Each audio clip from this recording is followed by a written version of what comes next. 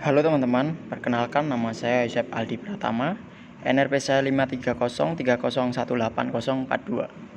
Pada kesempatan kali ini saya akan menjelaskan mengenai Toyota Production System.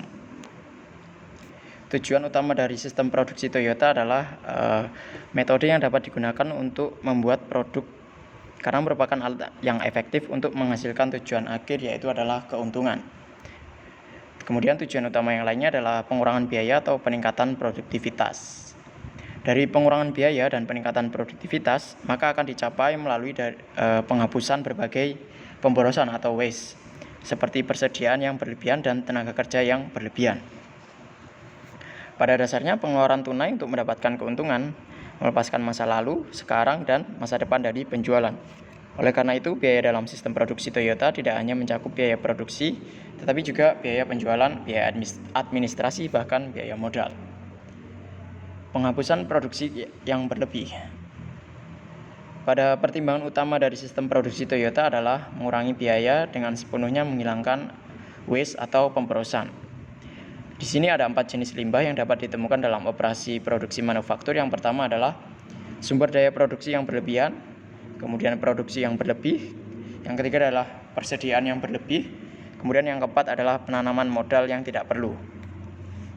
Nah, dalam pekerjaan ini ada tambahan yang selanjutnya akan membuat produksi berlebih tidak terlihat, mengingat adanya sumber daya yang berlebih, seperti produksi yang berlebih dan inventaris yang berlebihan dari waktu ke waktu.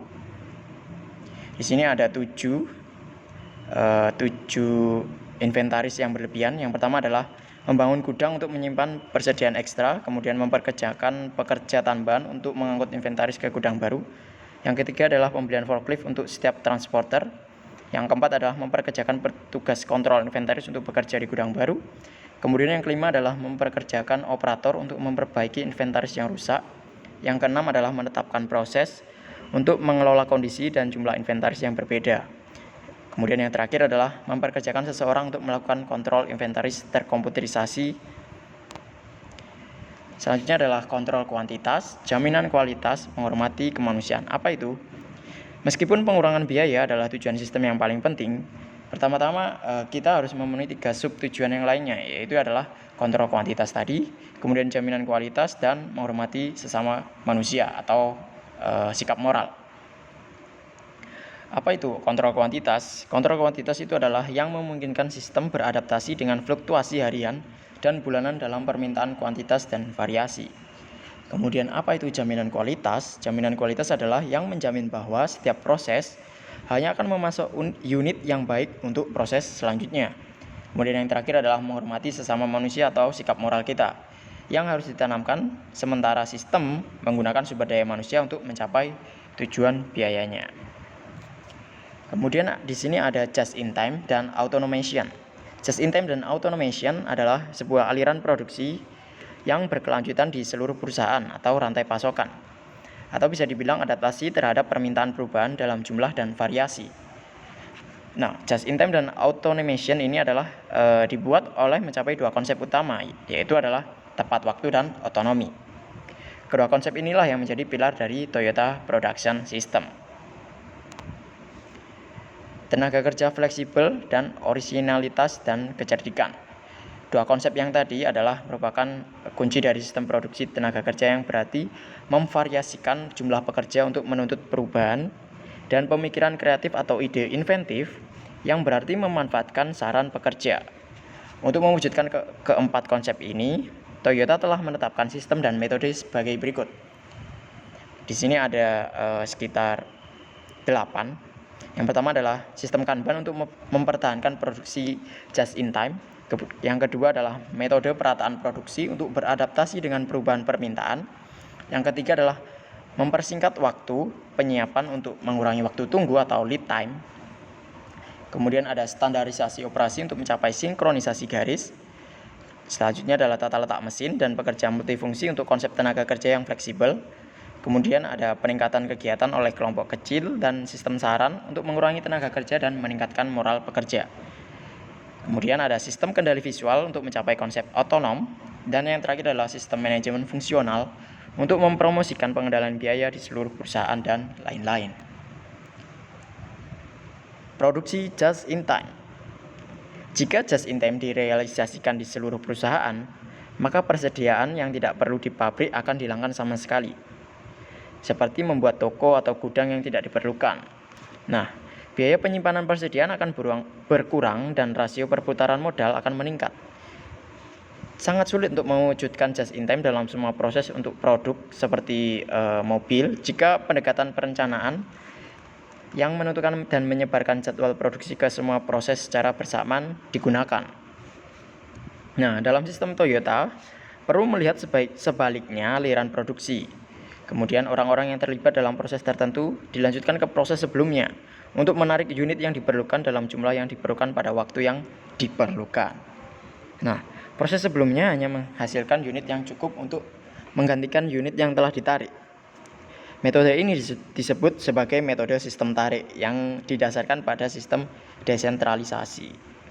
Yang selanjutnya adalah Kanban system. Sistem Kanban adalah sistem informasi yang secara harmonis mengontrol kuantitas produksi dalam setiap proses.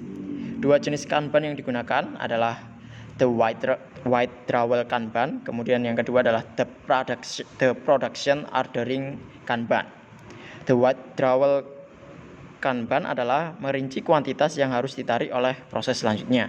Kemudian the production ordering Kanban menunjukkan kuantitas yang harus diproduksi oleh proses sebelumnya. Dalam sistem produksi Toyota, sistem Kanban didukung oleh hal-hal sebagai berikut. Yang pertama adalah smoothing of production, kemudian standarisasi pekerjaan, pengurangan waktu setup, kegiatan perbaikan, desain tata letak mesin, otonomi. Nah, dari banyak orang yang salah menyebutkan sistem produksi Toyota sebagai sistem Kanban.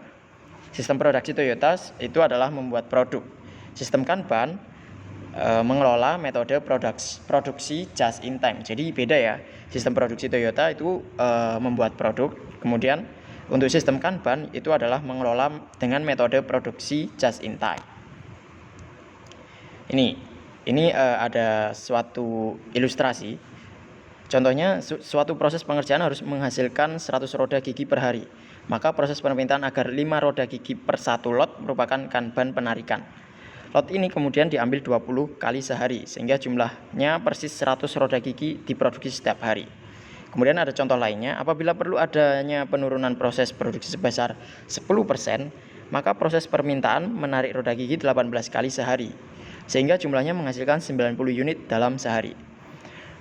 Meskipun Toyota Production System memiliki filosofi manajemen produksi bahwa unit dapat diproduksi tanpa kelonggaran atau stok yang tidak perlu, resiko variasi dalam kebutuhan produksi masih ada. Nah, resiko ini ditangani dengan prosedur penggunaan lembur dan aktivitas perbaikan di setiap proses. Kemudian selanjutnya adalah production smoothing. Production smoothing adalah produksi sesuai permintaan pasar. Kehalusan produksi adalah kondisi terpenting untuk produksi menggunakan metode Kanban dan untuk meminimalkan waktu idle. Hal ini berkaitan dengan tenaga kerja, peralatan, dan proses kerja. Pemulusan produksi adalah batu penjuru dari Toyota Manufacturing System. Setiap proses menuju ke proses sebelumnya untuk menarik barang pada waktu yang diperlukan dalam jumlah yang diperlukan. Berdasarkan aturan produksi ini, jika proses selanjutnya menarik bagian secara berfluktuasi dalam kaitannya dengan waktu atau kuantitas, maka proses sebelumnya harus menyiapkan sebanyak mungkin inventory, peralatan, dan juga tenaga kerja yang diperlukan agar dapat beradaptasi dengan puncak dalam varian jumlah yang diminta. Oleh karena itu di pabrik Toyota, jalur perakitan mobil menjadi proses terakhir. Yang selanjutnya adalah menentukan urutan produksi harian. Di sini ada ilustrasi juga. Misalkan ada jalur produksi yang diharuskan memproduksi 10.000 mobil tipe A dalam kurun waktu 20 hari dengan operasi 8 jam dalam sebulan. 10.000 mobil tipe A terdiri dari 5.000 sedan, 2.500 hardtop, dan 2.500 wagon. Angka-angka ini dibagi dengan 20 hari pengoperasian menghasilkan 250 sedan, 125 hardtop, dan 125 wagon per hari. Ini adalah production smoothing atau pemulusan produksi dalam hal rata-rata jumlah harian dari setiap jenis mobil yang diproduksi. Selama shift operasi dalam 8 jam atau sekitar 480 menit, semua 500 unit harus diproduksi. Oleh karena itu, unit take time atau waktu rata-rata yang diperlukan untuk memproduksi satu kendaraan jenis apapun adalah sebesar 0,96 menit atau 480 per 500 atau kurang lebih sekitar 57,5 detik.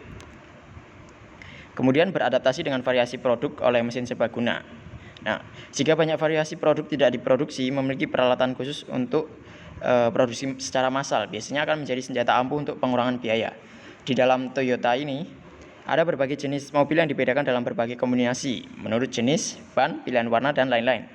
Misalnya diproduksi 3 atau 4.000 jenis Corona. Untuk mempromosikan kelancaran produksi dalam berbagai produk, perlu tujuan umum atau mesin fleksibel dengan meletakkan instrumen dan perkakas tertentu pada mesin. Kemudian Toyota telah menetapkan proses produksi untuk menyesuaikan kegunaan umumnya. Selanjutnya adalah shortening setup time. Shortening setup time adalah upaya menurunkan waktu setup atau pengaturan atau penyetelan sehingga waktu bisa digunakan untuk melakukan produksi dan menghasilkan profit yang lebih besar. Fase persiapan dilakukan sebelum mesin bekerja atau beroperasi, dan setelah selesai beroperasi disebut dengan persiapan eksternal. Kemudian poin yang terpenting dari shortening setup time tidak hanya sekedar menurunkan waktu setup, namun bagaimana perusahaan mengubah sebanyak mungkin persiapan internal ke persiapan eksternal. Proses layout for shortened lead times and one piece production.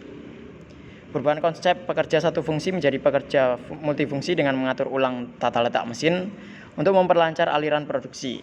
Manfaat penerapan one unit production dan convenience atau pengangkutan yaitu adalah mempersingkat waktu tunggu, hemat persediaan, kebutuhan pekerja rendah dan produktivitas meningkat. Kemudian kontribusi lebih terasa oleh perusahaan dan pekerja mengetahui lebih dalam mengenai kerja tim. Kemudian ada standarisasi of operation. Penetapan standarisasi atau operasi perusahaan berubah jumlah produksi atau output yang diperlukan per hari dan take time yang dibutuhkan untuk bulan berikutnya. Tujuannya adalah dengan adanya standar perusahaan untuk mengefisiensikan baik tenaga kerja maupun waktu untuk memaksimalkan proses dan hasil kerja dalam proses produksi dengan jelas. Di sini terdapat 2 jenis lembaran yang menunjukkan operasi standar. Yang pertama adalah lembar rutinitas operasi standar, kemudian yang kedua adalah lembar operasi standar. Dapat kalian lihat penjelasannya di bawah ini. Yang selanjutnya adalah waktu untuk menghitung output yang diperlukan per hari dan take time atau cycle time. Untuk menghitung output yang diperlukan per hari adalah dengan output yang diperlukan setiap bulan dibagi jumlah hari operasi per bulan. Kemudian untuk menghitung cycle time yaitu adalah jumlah jam operasi per bulan dibagi output yang diperlukan per hari. Kemudian selanjutnya adalah automation. Dalam sistem produksi Toyota, otonomi sebagai salah satu pilar sistem memiliki arti yaitu membangun mekanisme untuk mencegah produksi massal pekerjaan yang cacat, baik pada mesin maupun lini produk melalui mesin otonom atau mesin yang dipasangi perangkat penghentian otomatis yang disebut dengan pembuktian bersalah atau Bakayuke atau Pokayuke. Sehingga produksi massal produk cacat dapat dicegah dengan kerusakan mesin yang diperiksa secara berkala secara otomatis. Artinya, interferensi manusia akan berkurang dikarenakan adanya mesin otonom yang mampu bergerak secara otomatis. Kita lanjut aja, di sini ada visible control system. Nah, Toyota Visible Control System itu adalah papan lampu listrik yang disebut andon yang digantung tinggi di sebuah pabrik sehingga dapat dengan mudah dilihat oleh semua orang. Ketika semua orang bekerja, meminta bantuan dan menunda pekerjaan, dia akan menyalakan lampu kuning pada andon. Jika dia menghentikan jalur untuk menyisikan mesin, lampu merah akan diaktifkan. Kemudian selanjutnya adalah improvement activities. Improvement activities adalah merupakan elemen fundamental dari sistem produksi Toyota, di mana setiap pekerja memiliki kesempatan yang sama untuk memberikan saran dan usulan perbaikan melalui sebuah kelompok kecil yang disebut dengan QC Circle. Improvement activities memungkinkan adanya perbaikan dalam bidang quantity control, quality assurance, dan respect for humanity. Kemudian selanjutnya adalah the goal of TPS atau Toyota Production System. Tujuan akhir dari sistem produksi Toyota adalah untuk meningkatkan efisiensi atau produktivitas perusahaan dalam istilah Return on Investment atau ROI atau Return on Assets. Unsur pengembalian aset adalah sebagai berikut, yaitu adalah pengembalian aset sama dengan margin laba dikali perputaran aset Kemudian sama dengan dalam kurung pendapatan dibagi penjualan dikali penjualan dibagi dengan aset. Karena ROA terdiri dari rasio margin dan rasio perputaran, poin peningkatan ini dapat dibagi menjadi dua sebagai berikut. Yaitu untuk meningkatkan rasio margin, biaya harus dikurangi karena laba sama dengan pendapatan dikurangi biaya. Kemudian yang kedua adalah untuk meningkatkan rasio perputaran, waktu pimpin harus dikurangi. Di sini ada contohnya juga. Perputaran persediaan sama dengan harga pokok penjualan dibagi inventory. Ukuran lain dari sasaran terpadu atau arus kas just in time. Arus kas operasi dalam laporan kas dapat digunakan sebagai berikut, yaitu membayar gaji kepada karyawan, membayar persediaan dari pemasok, membayar kewajiban jangka pendek dan jangka panjang untuk kreditor, membayar untuk investasi fasilitas baru dan M&A, kemudian membayar dividen kepada pemegang saham. Inti dari arus kas operasi atau arus kas just in time yaitu adalah arus kas just in time sama dengan pendapatan operasional dikurangi persediaan meningkat dalam kurung menurun, atau arus kas just in time adalah jumlah penjualan dikurangi jumlah dibeli material langsung dikurangi semua dari dibayar tunai biaya pemrosesan. Tindakan kontrol di tingkat operator lantai toko. Di tingkat operator lantai, ukuran non-keuangan berguna untuk tujuan dan evaluasi kerja. Beberapa satuan fisik dan ukuran waktu akan dihentikan sebagai berikut, yaitu seperti manajemen waktu, ukuran persediaan, waktu penyetelan, kerusakan mesin, unit rusak, dan ketersediaan kapasitas. Oke teman-teman, ini adalah summary. Summary itu adalah rincian atau inti dari Toyota Production System. Jadi intinya ya sama dengan yang aku jelaskan tadi. Bisa kalian lihat. Oke teman-teman, jadi itu aja dari aku mengenai presentasi Toyota Production of System. Terima kasih telah menonton video ini.